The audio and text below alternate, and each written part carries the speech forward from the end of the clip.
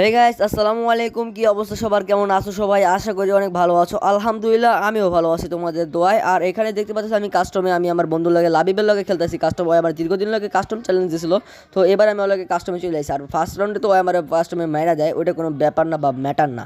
তো চলো, আশা করি আমরা এই রাউন্ডে জিততে পারবো। আর চলো দেখা যাক এই রাউন্ডে কে জিতে এবং কে হারে।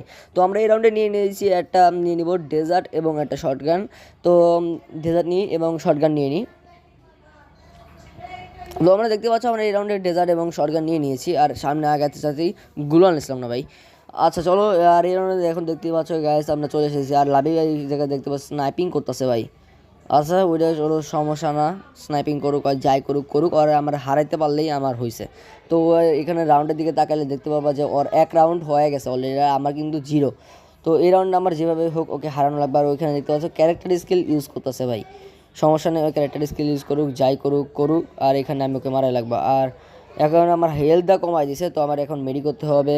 আর সমস্যা নাই।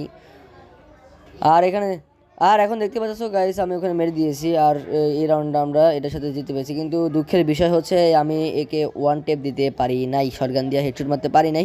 তো যেহেতু পারি নাই, এই রাউন্ডে আমরা যথাযথ চেষ্টা করব শটগান দিয়ে